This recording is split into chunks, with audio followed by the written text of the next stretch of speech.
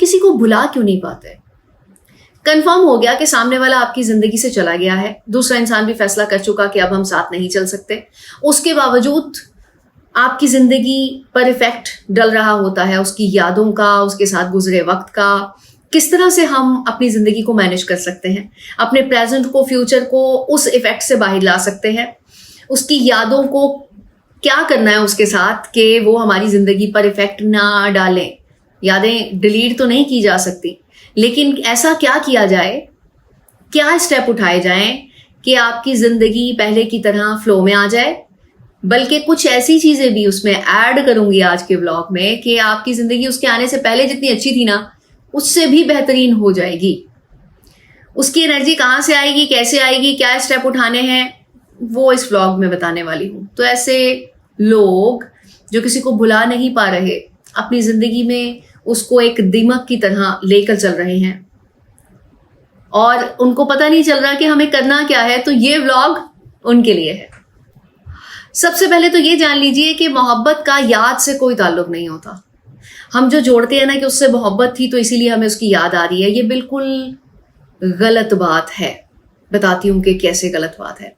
Problem ये नहीं है कि उसकी याद आ रही है, प्रॉब्लम ये है कि उसकी याद से आपकी जिंदगी पर इफेक्ट आ रहा है, इम्पैक्ट डल रहा है, नेगेटिव थॉट्स क्रिएट हो रही हैं। तो इस प्रॉब्लम को किस तरह से सॉल्व करना है, पहले तो हमें इसकी जड़ तक जाना होगा और उसके बाद हमें पता चलेगा कि सोल्यूशन क्या है। प्रोसेस ये है कि जो याद आ रहा होता है ना, वो तो अपनी जगह पे होता है, वो वहीं अच्छा लग रहा होता है, उतना ही अच्छा लग रहा होता है जितना कि पहले लगता था। अब होता क्या है कि जब भी कोई सेपरेशन होती है या फिर कोई आपकी लाइफ से चला जाता है या आपको छोड़ के जाता है, तो कोई ना कोई तो वजूहात रही होती हैं जो कि मैच नहीं कर रही होती। ठीक है, अब नेगेटिव यादें भी होती हैं, लेकिन साथ वो चीजें भी चल रही होती हैं जो कि आपको अच्छी लग रही होती हैं, जिसकी बेस पे रिश्ता बना होता है। अब होता क्या है कि उन नेगेटिव बिहेवियर्स की वजह से या कोई भी ऐसा इंसिडेंट हुआ जिसकी वजह से सेपरेशन हुई, वो आपको तंग जरूर कर रहा होता है, लेकिन साथ साथ दिमाग में ये चीजें भी चल रही होती हैं कि हमें उसके अंदर ये चीजें पसंद थी और हमें वो अच्छा लगता था, और ये जो वाकया हो गया ये ना होता तो वो हमारे साथ होता। दूसरी चीज ये है कि जब आप किसी के साथ चल रहे होते हैं तो आपके दिमाग को उस इंसान की आदत डल जाती है। ये बिल्कुल ऐसे ही है जैसे कि ड्राइविंग की, जैसे कि सिगरेट की या किसी भी चीज की आदत डलती है और अपने सबकॉन्शियस माइंड को आप ट्रेन करते हैं उसके लिए। इसी तरह जब कोई इंसान आपकी लाइफ में आता है तो आपकी कुछ रूटीन बन जाती है और आपको वो अच्छी लगती है। जब वो रूटीन टूटती है ड्यू टू सम रीजंस, तो तब आपको प्रॉब्लम होती है, क्योंकि माइंड वो ही मांग रहा होता है जो कि आपको चाहिए, यानी कि जो आपको खुश करता है, जो दिमाग को चाहिए, जिसकी आदत डाली है आपने, वो मांगता है कि भाई दो मुझे। अब हमने जो उसके साथ टाइम गुजारा, हमें उसकी याद आ रही है और आप चाह रहे होते हैं कि वो दोबारा से टाइम आ जाए, जो कि नहीं आ सकता क्योंकि आप फाइनल कर चुके हैं कि रिश्ता खत्म हो गया है। तो प्रॉब्लम ये हो रही होती है कि जो दिमाग की आदत है उसको चेंज करने का सही पैटर्न नहीं मिल रहा होता। गौर कीजिए इस बात पर कि जो यादें होती हैं वो एक टेन्योर था जिसमें आपने उसके साथ वक्त गुजारा, आपको मजा आया, आपने एंजॉय किया, और आप वही टाइम अब भी चाहते हैं और आप किसी न किसी तरह कोशिश कर रहे हैं, जबकि आपको यकीन है कि अब हमारा रिश्ता नहीं चल सकता। तो उसका इम्पैक्ट आपकी लाइफ पे आ रहा होता है क्योंकि आप वो चीज मांग रहे होते हैं या वो चीज दिमाग मांग रहा होता है जो अब आपकी जिंदगी में अवेलेबल नहीं है, जिसको आप फारिग कर चुके हैं, फाइनल कर चुके हैं कि ये नहीं चल सकता। अब माइंड की आदत को कैसे चेंज करना है, चेंज करके ही जिंदगी चलेगी, अदरवाइज तो आप काफी महीने और काफी साल इसी प्रॉब्लम में और इसी तकलीफ में गुजार देंगे कि वो वक्त अच्छा था अब क्यों नहीं है, वो वक्त अच्छा था अब क्यों नहीं है। इसके लिए एक और चीज भी जहन में रखिए, जो लोग अपनी आदतों को चेंज नहीं कर पाते वो इमोशनली वीक होते हैं। उनके लिए फिर यही कहूंगी कि बहुत अच्छा हुआ कि सामने वाला उनको छोड़ के चला गया या रिश्ता खत्म हो गया। इमोशनली वीक लोग किसी को भी नहीं पसंद होते, और जब भी आपके सामने वाले रिश्ते को या इंसान को पता चलता है कि ये इमोशनली वीक है, तो ना चाहते हुए भी उससे ऐसे एक्ट हो जाते हैं क्योंकि उसके माइंड को ये मैसेज जा चुका होता है कि हाँ ये इमोशनली वीक है। तो वो उसको ट्रीट वैसे ही कर रहा होता है। ये चीज मैं बहुत पहले आपको काफी सारे व्लॉग्स में बता चुकी हूँ, आदत चेंज करने वाले व्लॉग में भी बताई है। रिप्लेसमेंट देनी होती है जब भी आपने कोई आदत चेंज करनी है। लोग क्या करते हैं, जब एक इंसान चला जाता है तो उसके बाद किसी और के साथ दोस्तियां बढ़ा लेते हैं और कर लेते हैं और सोचते हैं कि ये रिप्लेसमेंट मिल रही है। नो, जब आप ऐसा कुछ एक्ट करते हैं तो आप उसी इंसान के अंदर पुराने वाले इंसान की सारी चीजें देखना शुरू कर देते हैं कि हमें वैसा इंसान चाहिए। तब पहले से ज्यादा बड़ा डिजास्टर होता है, तूफान आ जाता है। ऐसा नहीं करना। माइंड को रिप्लेसमेंट देनी है। वो याद कर रहा है स्पेसिफिक पर्सन को, उसके साथ जो जुड़ी यादें हैं, जो अटैचमेंट्स हैं, उन सबको याद कर रहा है और वो चाह रहा है कि मुझे दोबारा दो भाई। एक चीज पे लगाया था ना, आदत डाली थी ना, तो अब उसी को लेके चलो।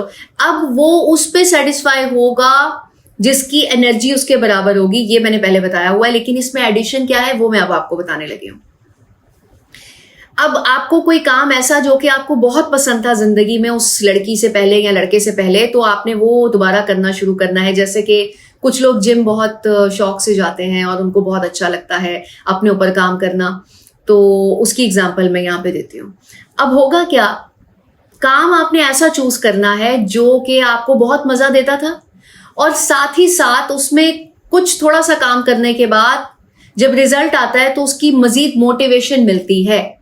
ठीक है, मिसाल के तौर पर कि जिन लोगों को जिम जाना अच्छा लगता है और उस लड़का या लड़की के आने के बाद सारी तवज्जो उसकी तरफ हो गई थी, अब दोबारा से जिम ज्वाइन करें, उससे होगा ये कि जब वो 2 हफ्ते काम करते हैं, थोड़ा सा वेट पे या फिर उनकी बॉडी पे अच्छा इम्पैक्ट आता है तो उनको मोटिवेशन मिलती है क्योंकि रिजल्ट आया है। तो काम ऐसा सिलेक्ट करना है नंबर 1 जो कि आपका फेवरेट रहा हो। ठीक है, दूसरे नंबर पे वो थोड़े अरसे बाद आपको कुछ रिजल्ट भी दे, मोटिवेशन जिससे आपको मिले। मोटिवेशन लेने का एक और तरीका भी बताऊंगी, लेकिन ये भी उसी वक्त काम करेगा जिस वक्त आपको कुछ ऐसा काम करने को मिले जिसमें कुछ रिजल्ट आए, उस पर फिर मजीद मेहनत करें, कुछ और अच्छा रिजल्ट आए और उसके बाद कुछ और अच्छा रिजल्ट आए। ठीक है, अब जो जिम करने जाते हैं लोग, उनके लिए तो बहुत ज्यादा ऑक्यूपाई हो जाता है माइंड। वो ऐसे कि रिप्लेसमेंट ऐसे होगी कि यादों को आने देना है, उनको नहीं रोकना। काम ऐसा करना है जिसमें पहले भी इंटरेस्ट था, तो उससे होगा क्या कि आपकी रूटीन बनी हुई है, आपको पता है इसमें ऐसे ऐसे रिजल्ट आते हैं, तो उस पर आप बड़ी तेजी से काम करेंगे।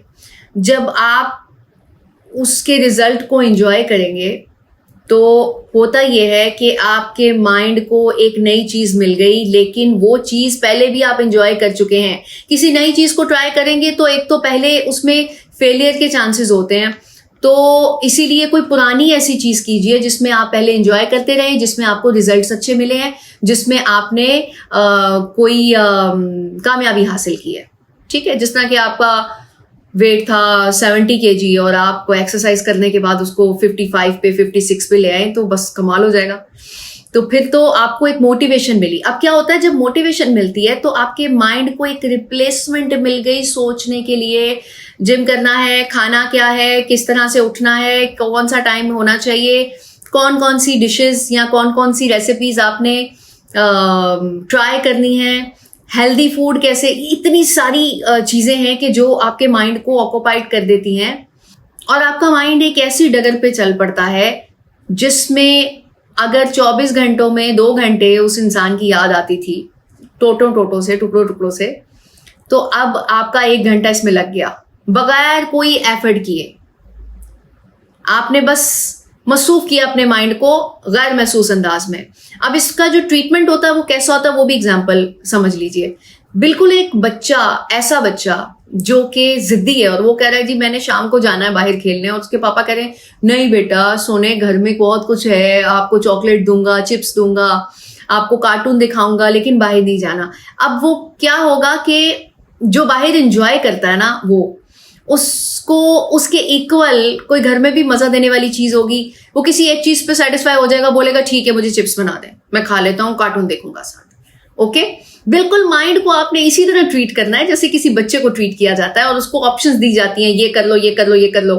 जब आप बैठ के लिस्ट बना रहे होंगे और देख रहे होंगे ना कि मुझे किस किस काम में मजा आता है और कौन कौन सा काम मुझे मोटिवेशन देगा, थोड़े थोड़े टाइम के बाद तो उसमें से कोई एक काम आपको समझ में आएगा और आप उसको लगा दोगे दिमाग को कि चलो इस पे लग जाओ।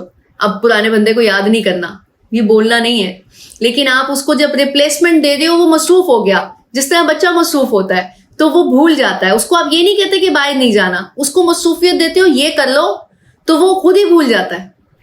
इससे बिल्कुल ये मत समझिएगा कि आपकी उस इंसान के लिए मोहब्बत खत्म हो गई।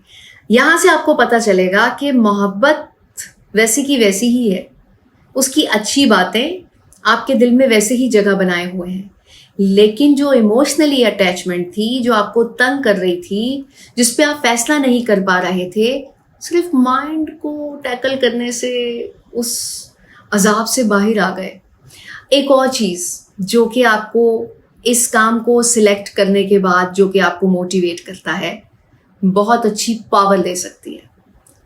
हर वो चीज़, हर वो एक्ट जो कि आपने किया है या फिर करने वाले हैं, उसको अपने मफाद के लिए कैसे इस्तेमाल करना ये आना चाहिए। उसको अपने फ़ायदे के लिए कैसे इस्तेमाल करना है, अपने फ़ायदे के लिए।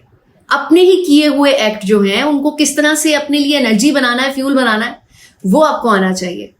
जिस वक्त आप ट्रेडमिल यूज़ कर रहे हैं और आप उस पर रनिंग कर रहे हैं और चलते जा रहे हैं, आंखें बंद करें और उसके बाद वो सारे वाक़यात जहन में लेके आइए जिसमें कुछ बैड इंसिडेंट्स हुए जिसकी वजह से वो इंसान चला गया।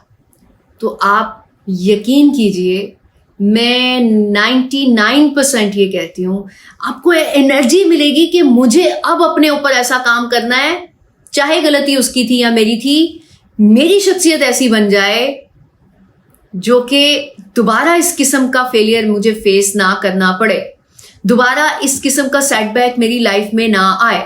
ट्राई करके देखिएगा और नीचे कमेंट में मुझे बताइएगा जो लोग ट्राई करते हैं। 99% कहा है ना, तो वर्क करेगा। ये एक पैटर्न दे रहे हैं आप अपने माइंड को, अपने पुराने इंसिडेंट से एनर्जी फ्यूल लेने का। जैसे कि कचरे को जला के बिजली बनाने का एक फॉर्मूला है, उसी तरह आप अपने नेगेटिव इंसिडेंट को इस्तेमाल कर सकते हैं अपने आप को बूस्ट करने के लिए।